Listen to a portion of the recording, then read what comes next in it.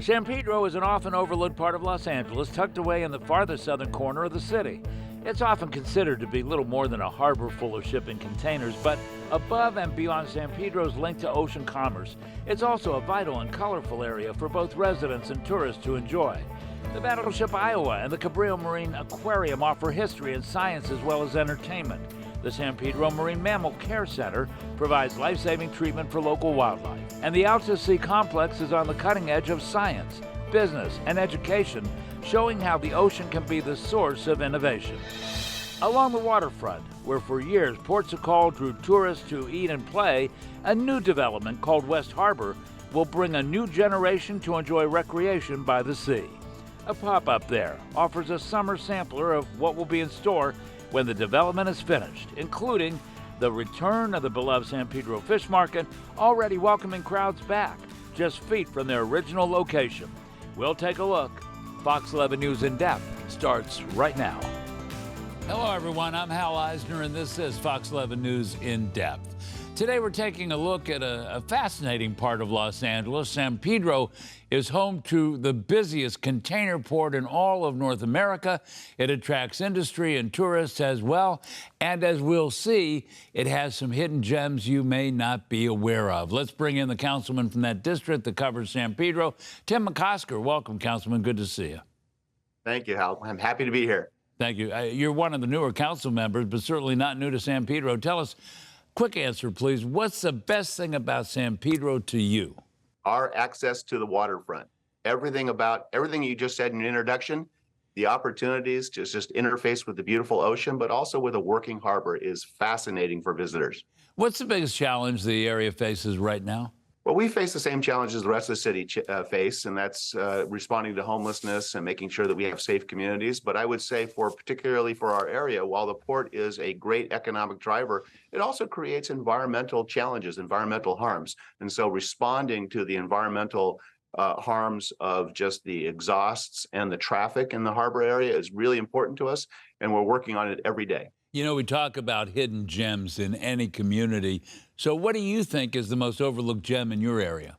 I think one of the gems that you mentioned, and that's the Marine Aquarium, is often overlooked. You can come into Cabrillo Beach, and for just a simple parking fee, you can make it into a beautiful set of touch tanks and education about wildlife in the Pacific Ocean. Yeah, I, for one, enjoy San Pedro. There's an awful lot to enjoy down there. And if it hasn't been getting on a cruise ship, it's certainly been going down to the Marine Mammal Care Center.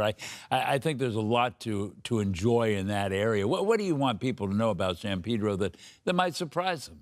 I think people would be surprised to see just the diversity of the beauty and the views. I mean, going to the Marine Mammal Care Center that you just described is essentially in a very large park environment, Angels Gate Park, which is on the open ocean side.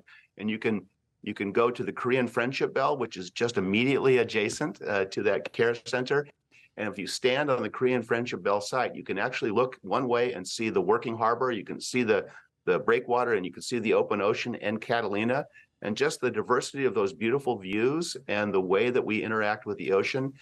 San Pedro is a great place, and the harbor area and Wilmington are great places to come on down and see, you know, how we relate to the ocean and what our role is in it, both in international trade and in recreation. It is a spectacular view from any part of San Pedro, but you know, it was before your term that they announced this development, West Harbor, and we're going to be talking about that. But I'm just curious, what's your level of excitement about West Harbor? I'm extremely excited about West Harbor. Before my term, I was very involved with the community, you would not be surprised to know, and worked very hard as a private person to support the redevelopment of that whole waterfront area. And again, from throughout Wilmington and around the channel and down through San Pedro, from the bridge all the way to the breakwater, there's a lot of exciting things happening. But right at the heart of that is this West Harbor development, and it'll be great for restaurants and shops. And there's even a proposal, which we're continuing to analyze, for an outdoor music venue. You know, I think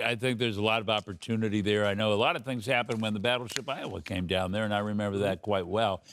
Councilman Tim McOsker, thanks so much for joining us. I'm sure there's a lot of opportunities we're going to be talking to you during your term. Thanks for being here on Fox 11 News I in look Depth. forward to that. And All thank right. you for this interview. All right, thank you, Councilman. Coming up next on Fox 11 News in Depth, we take a look at a place that could be described as the heart of San Pedro. The Marine Mammal Care Center lovingly nurtures injured wildlife with the goal of returning them to the sea. We'll take a look right after this break. Don't go away. We'll be right back.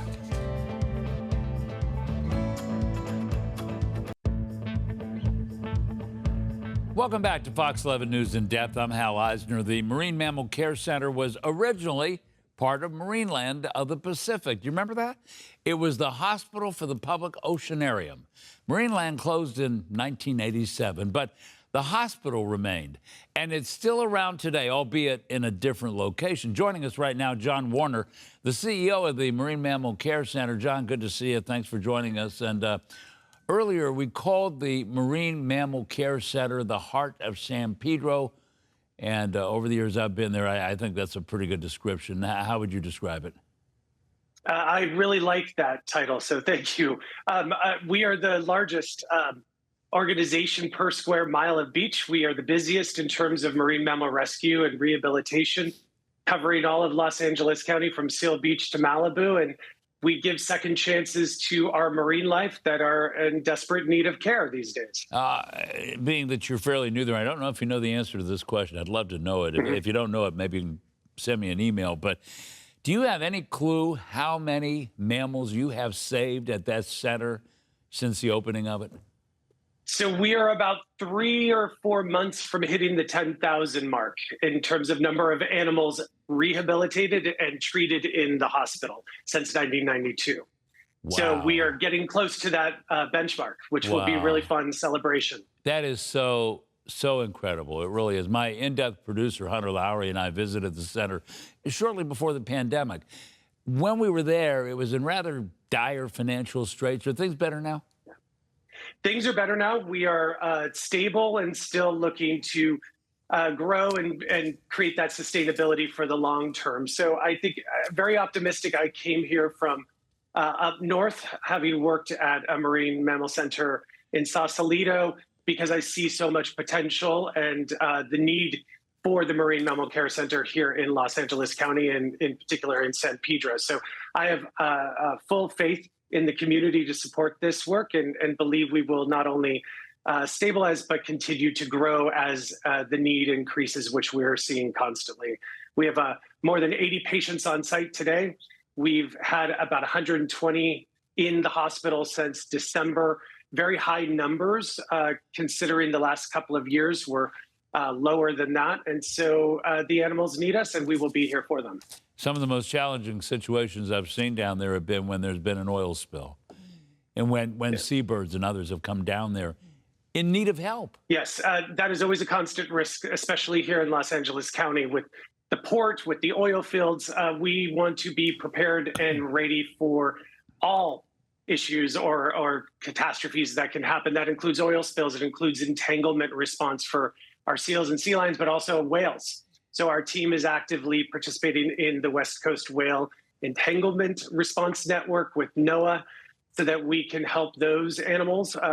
You've seen them with the gear wrapped around their bodies, very sad. And our team will be part of that group that goes out and cuts them and sets them free, cuts the netting loose and sets them free. So we are really proud to be a part of all of those contingency plans and hope never to have to activate, but we're there in case that does happen. And it's not only about rehabilitation, it's also about educating the public, right? Correct, especially here in Los Angeles County and San Pedro with the ports in our backyard. We firmly believe that we need to thrive together, wildlife and humans, but also that commerce and conservation can and should thrive together. And so we are here to help people understand what they can do in service to marine mammals in the ocean, to take actions that will better protect them, and what they can advocate for as citizens of this community. All right, very quickly, John, can people come down there if they can? What are the hours? And number two, can people contribute to help out these marine mammals? Absolutely, yes. And thank you for asking that question. So on visitation, we are open Friday, Saturday, Sunday, Mondays from 10 a.m. to 4 p.m. We welcome visitors. We ask that people go to our website and make an advanced reservation, but drop-ins are available each day. And then to make a donation, please visit our website, marinemammalcare.org. We can always use more support and appreciate everyone's contributions. All right, John Warner, thanks so much. All the best to you in your new job. And you'll probably see me back down there again soon. I like coming down there. Anytime, you're welcome. Would love to give you a tour. John, thanks so much. Coming up next on Fox 11 News in Depth, a summer pop-up event space in San Pedro brings back one of the most beloved parts of the old ports called Ports of Call. And there'll be outdoor movies, boat tours, craft fairs, so much good stuff out there. We'll be right back. We'll tell you all about it.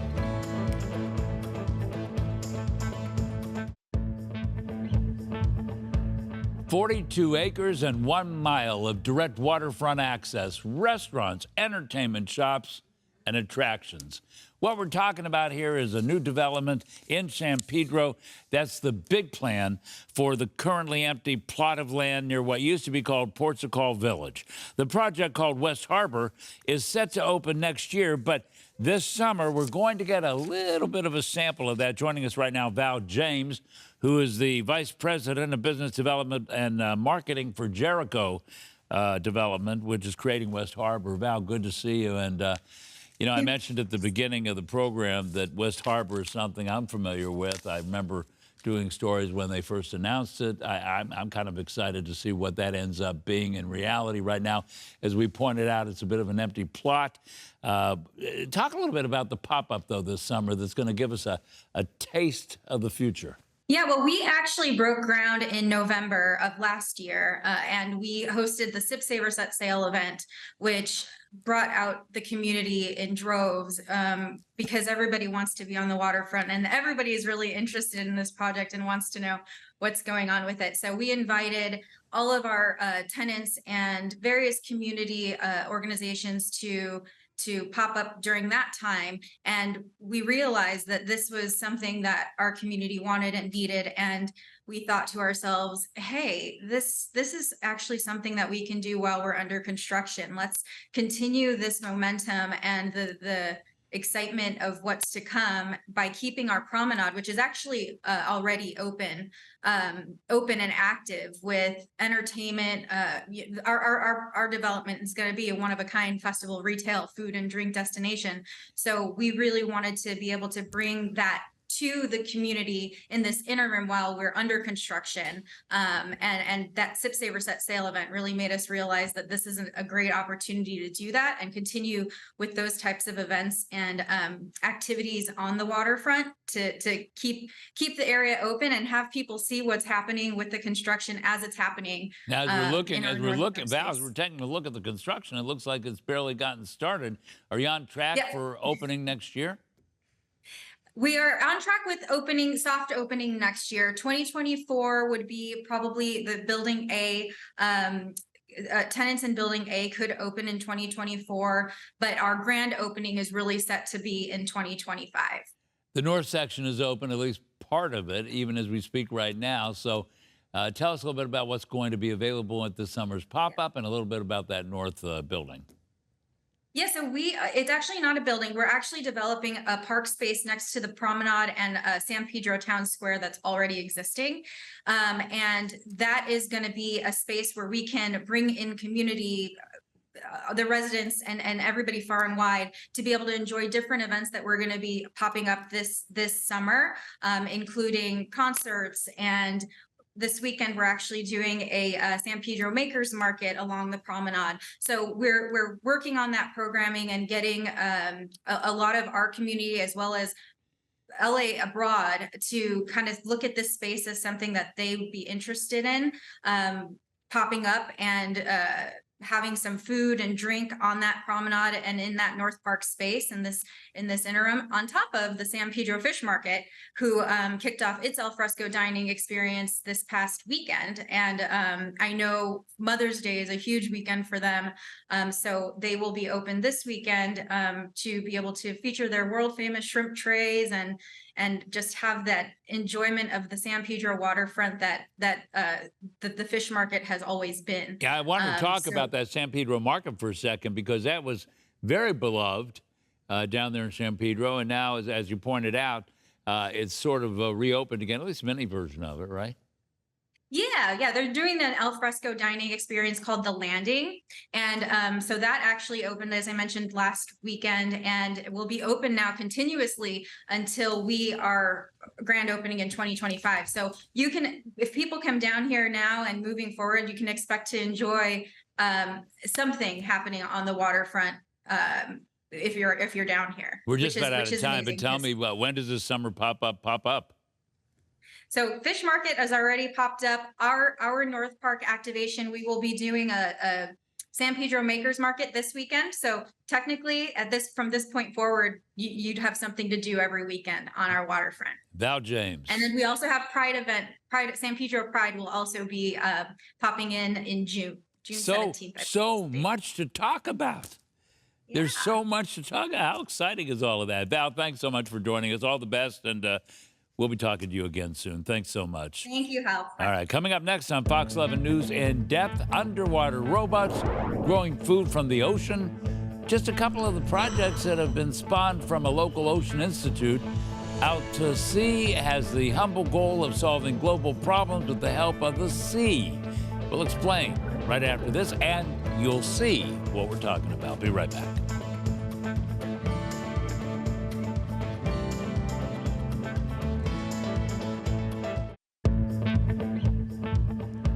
You may not have noticed the enormous building on the pier down in San Pedro, but once you see it, it's very hard to forget.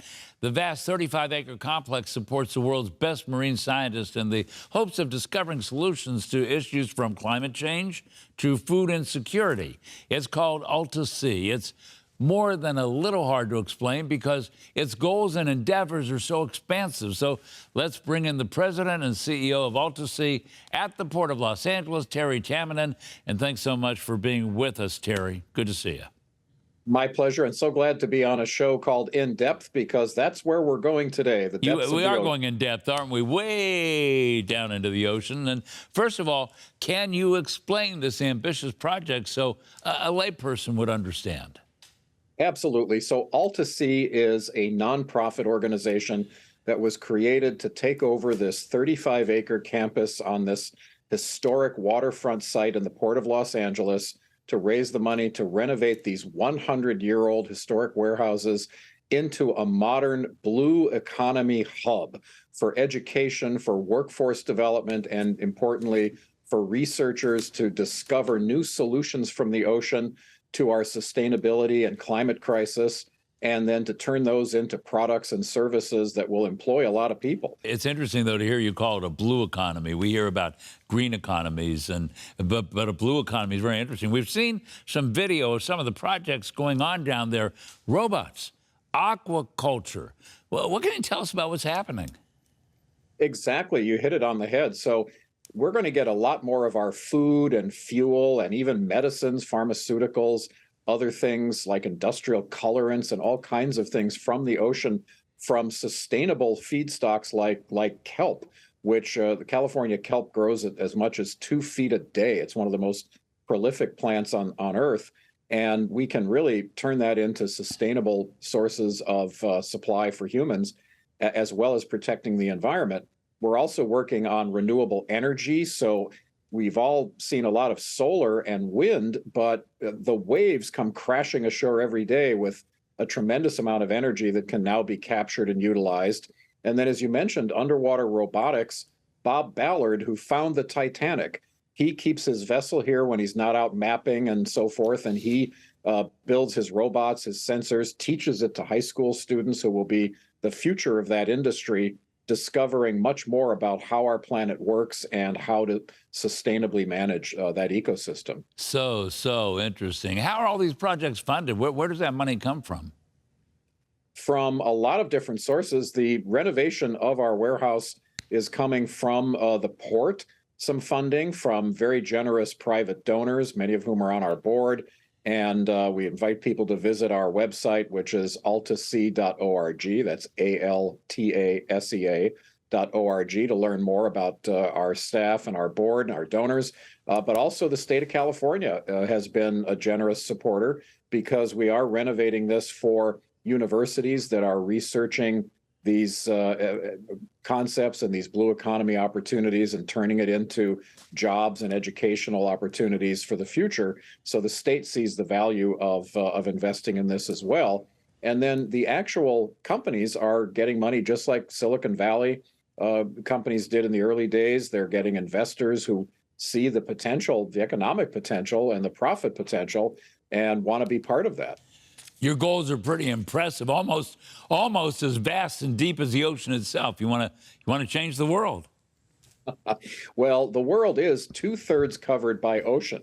And so far, we've looked for our sustainability mostly on land, whether it's agriculture or even clean energy like solar and wind. We typically think about on rooftops or in big open spaces. And in fact, given how much of our planet is underwater, we want to make sure that we are sustainably harvesting those resources from the ocean and using it as an integral part of our lives. I know you talked about your website. People may be saying, well, how can they get attached to UltaSea? Absolutely. Come join us. We have a page called our Blue Concept to Commerce, our Blue C2C program, where startup businesses in the blue economy can apply to become part of UltaSea and take space here and build their prototypes and show it to the public and to policymakers and investors, where people can get involved in our education programs or volunteer for our workforce training or our open houses. We have quite a few open houses every year where we show off what's going on here.